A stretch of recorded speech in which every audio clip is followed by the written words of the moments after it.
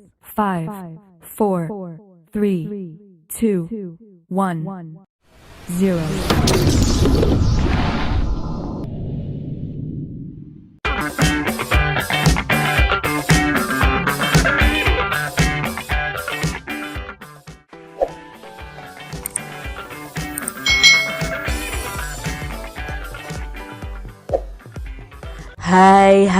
Hai. Selamat datang di channel YouTube Kak Citra. Apa kabar adik-adik semuanya? Kak Citra berharap kalian dalam keadaan yang baik, sehat, dan siap untuk belajar ya. Hari ini kita akan belajar bersama-sama untuk mata pelajaran tematik kelas 6. Kita belajar di tema 5 wirausaha, subtema 1 kerjasama berbuah kesuksesan, pembelajaran yang pertama. Mari adik-adik kita belajar dengan penuh semangat.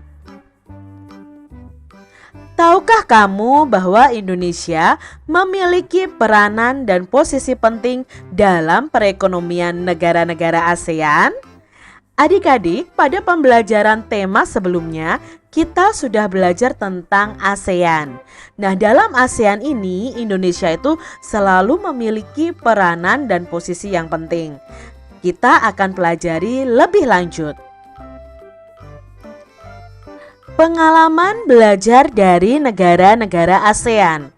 Hari ini merupakan hari yang penting bagi Udin, Edo, Beni, Siti, Dayu, Lani, dan teman sekelasnya.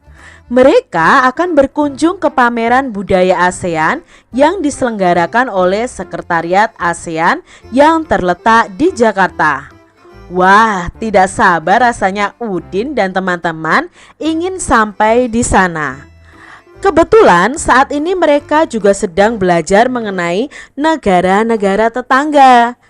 Mereka ingin sekali melihat bukti dari yang mereka pelajari.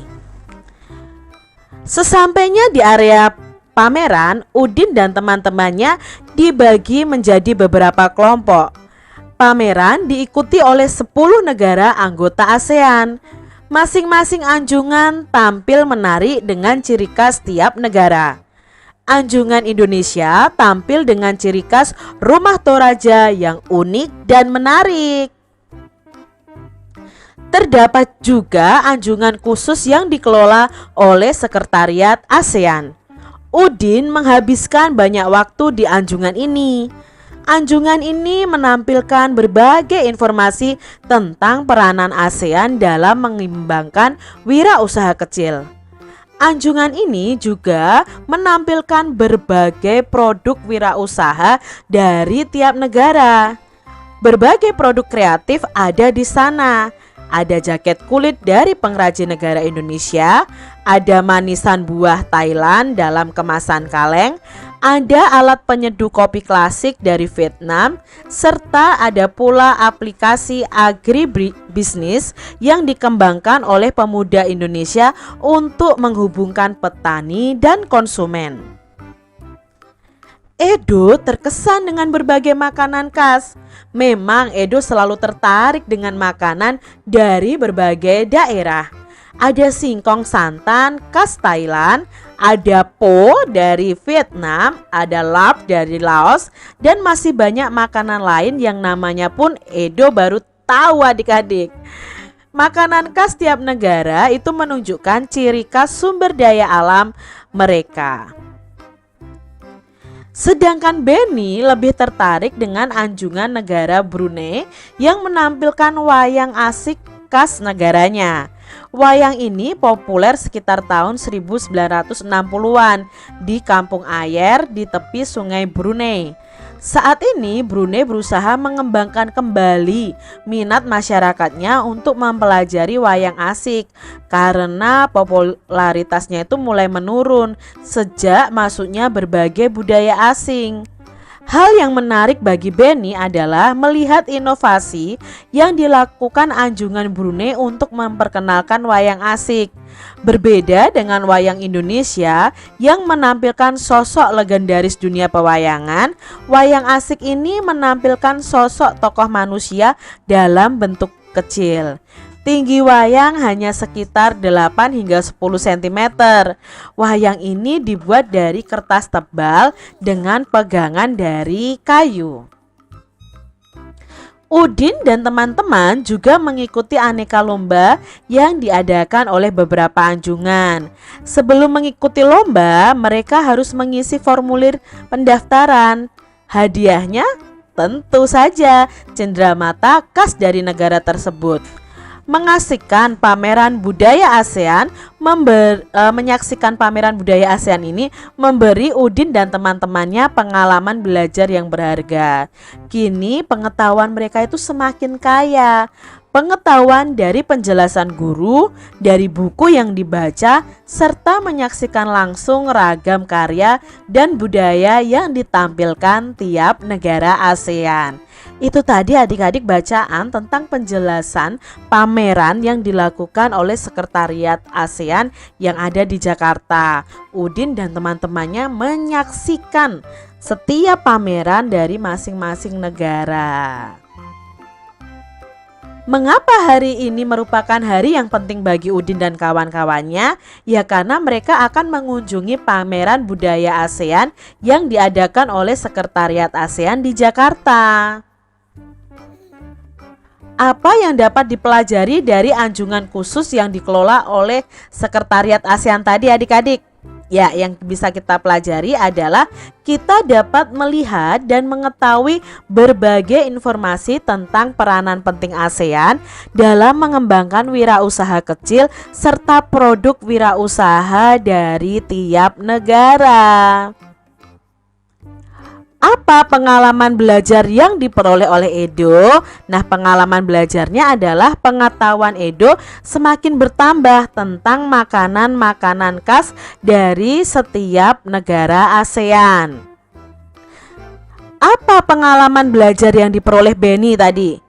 Ya, Benny bisa mengenal wayang asik yang berasal dari Brunei ya.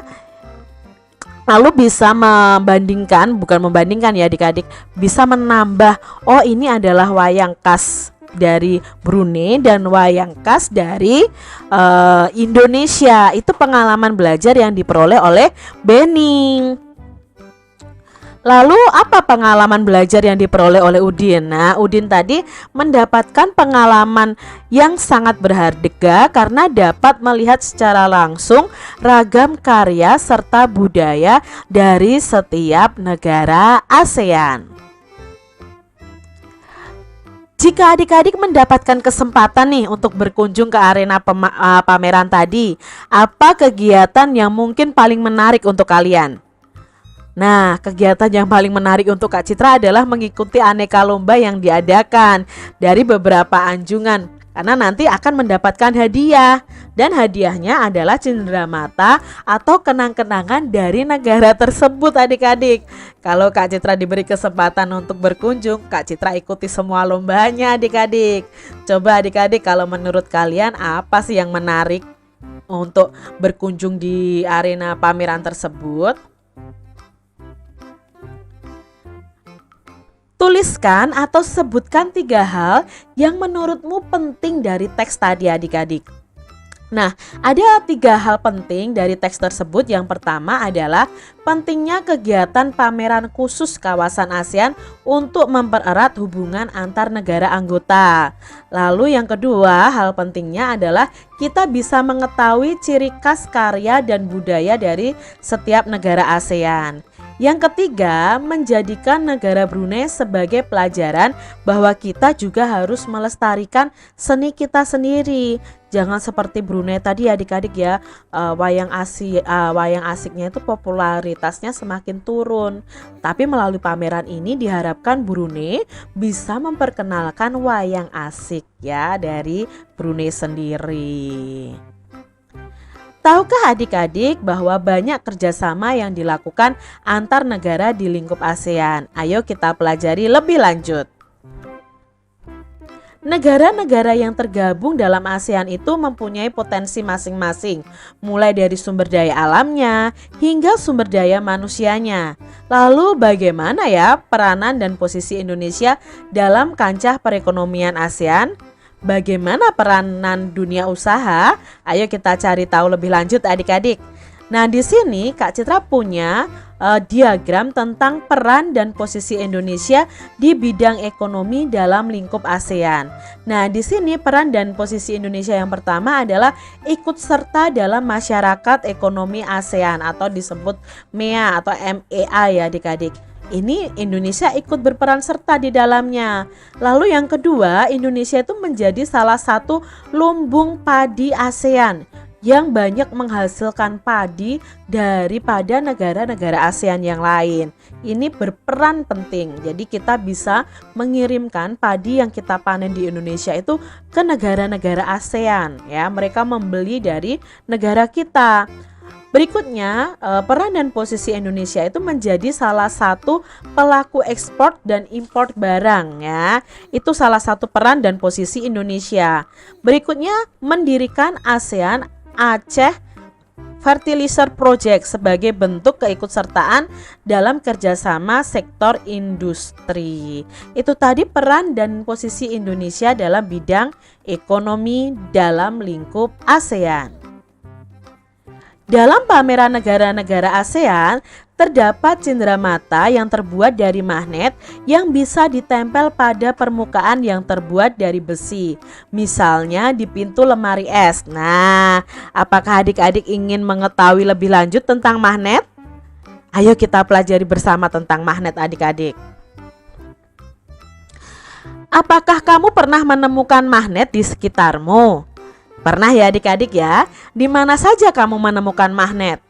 Nah, bisanya di pintu kulkas, pintu lemari, lalu ada juga di tempat pensil adik-adik itu ya, biasanya ada magnet juga. Lalu apa saja yang kamu ketahui tentang magnet adik-adik?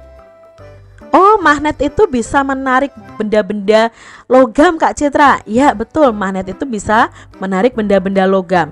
Nah, kita pelajari lebih lanjut tentang magnet. Nah, di sini Kak Citra punya jenis-jenis magnet.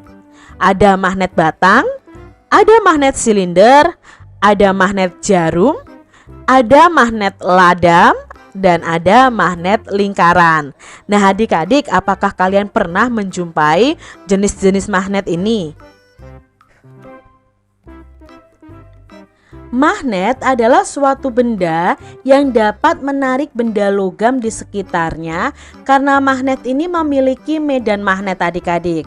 Setiap magnet itu pasti memiliki dua kutub, yaitu kutub selatan dan kutub utara. Apa saja jenis magnet yang kalian ketahui? Nah, magnet itu ada magnet alami dan ada magnet buatan. Lalu apa sih arti simbol U dan S yang terdapat pada magnet ini? Simbol U itu artinya utara, yang menunjukkan kutub utara pada magnet. Sedangkan S itu artinya selatan, yang menunjukkan kutub selatan pada magnet. Adik-adik, kalau biasanya itu magnet itu tidak ada simbolnya U dan S ya. Hanya pada gambar itu ada simbolnya U dan S. Tapi biasanya kalau magnet yang Kak Citra jumpai itu warnanya berbeda untuk membedakan mana magnet itu kutub utara, mana yang kutub selatan. Itu biasanya warnanya berbeda begitu. Jarang sekali ada yang ada hurufnya, ada simbolnya U dan S begitu adik-adik. Jelaskan perbedaan bentuk dari masing-masing magnet ini. Yang pertama ada magnet batang, itu merupakan magnet yang berbentuk balok adik-adik. Lalu berikutnya ada magnet silinder, ini merupakan magnet yang berbentuk seperti tabung. Magnet jarum ini merupakan magnet yang berbentuk jarum yang mengarah ke dua arah yang berlawanan.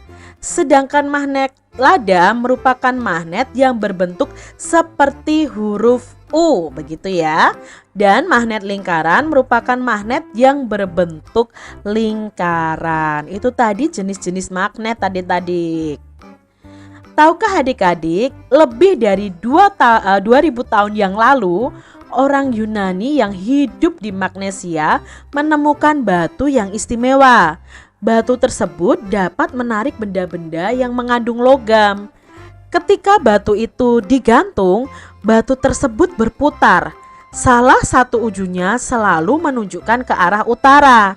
Karena batu ini ditemukan di Magnesia oleh orang Yunani, maka orang Yunani menamainya magnetis litos begitu. Orang Yunani tidak mengetahui lebih lanjut bagaimana sifat-sifatnya. Namun mereka telah mengamati ciri-ciri bahan yang disebut magnet. Saat ini banyak loh teknologi yang menggunakan magnet, misalnya pada pengeras suara, layar TV, dan kaset itu merupakan contoh-contohnya. Nah, itu tadi informasi mengenai penemuan magnet ya adik-adik. Kutub-kutub magnet. Semua magnet itu mempunyai ciri-ciri tertentu. Setiap magnet itu memiliki dua tempat yang gaya magnetnya sangat kuat, yaitu pada kutub-kutubnya adik-adik. Daerah ini disebut dengan kutub magnet. Ada dua kutub magnet, yaitu kutub utara dan kutub selatan. Sering kita menjumpai magnet yang bertuliskan N dan S ya. Nah, N itu merupakan kutub utara magnet. Itu singkatan dari North ya dalam bahasa Inggris yang artinya utara. Sedangkan S itu kutub selatannya adik-adik. Magnet dapat berada dalam berbagai bentuk ya dan ukuran. Bentuk yang paling sederhana itu berupa batang yang lurus yang sering kita jumpai. Selain itu ada juga magnet yang berbentuk tapal kuda atau ladam dan jarum. Pada bentuk-bentuk ini kutub magnet itu berada pada ujung-ujung magnet tersebut. Jadi setiap magnet ini memiliki ujung magnet yang disebut dengan kutub magnet. Apakah adik-adik masih ingat berbagai lomba dalam pameran negara-negara ASEAN tadi? Nah, sebagai syarat untuk mengikuti lomba, kita harus mengisi formulir pendaftaran. Nah, adik-adik, apa itu formulir? Apakah adik-adik pernah melihat atau mempunyai pengalaman mengisi formulir? Apa saja ya jenis formulir yang kalian ketahui? Yuk kita pelajari lebih lanjut tentang formulir. Nah, ini ada dua jenis formulir. Kamu amati formulir A dan formulir B. Formulir A itu formulir pendaftaran lomba cerdas cermat ASEAN. Lalu formulir B itu formulir pendaftaran kegiatan ekstrakurikuler. Perhatikan dalam kedua formulir tersebut ada persamaannya. Persamaannya apa? Ada identitas dirinya. Jadi ketika kita mengisi formulir, biasanya itu selalu ada identitas dirinya adik-adik. Nah, yang berbeda dari dua formulir ini adalah jenis formulirnya. Yang satu jenis lomba ya, formulir untuk lomba. Yang kedua itu jenis formulir untuk mendaftarkan kegiatan ekstrakurikuler. Jadi isinya pun berbeda adik-adik. Apa saja yang kamu temukan dalam kedua formulir tersebut? Nah, dalam kedua formulir tersebut kita menemukan judul formulir, lalu ada kolom identitas diri, kolom pengisian minat peserta, kolom untuk mencantumkan tanda tangan, dan ada catatan tambahan dari kedua kolom tadi. Lalu apa perbedaan antara formulir A dan formulir B? Nah, perbedaannya terdapat pada tujuan formulir.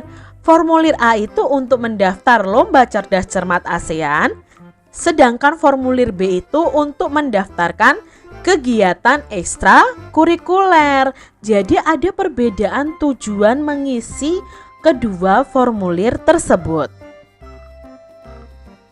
Mengapa formulir itu kita butuhkan? Ya karena itu menjadi syarat untuk bisa mengikuti suatu kegiatan.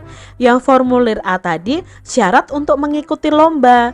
Yang formulir B itu syarat untuk mengikuti kegiatan ekstrakurikuler. Jadi formulir itu sangat kita butuhkan adik-adik untuk mengikuti suatu kegiatan. Kapan kita mengisi formulir adik-adik? Ya, ketika kita akan mengikuti suatu kegiatan atau akan menjadi anggota dari sebuah organisasi, itu kita harus mengisi formulir. Apa yang dapat kamu simpulkan tentang formulir? Nah, yang bisa kita simpulkan tentang formulir, formulir itu menjadi syarat tertulis sebelum seseorang itu dapat mengikuti suatu kegiatan atau menjadi anggota suatu organisasi.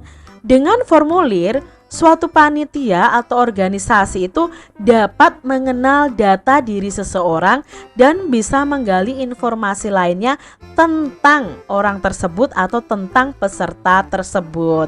Itu tadi yang bisa kita simpulkan dari formulir ya yang kita pelajari bersama.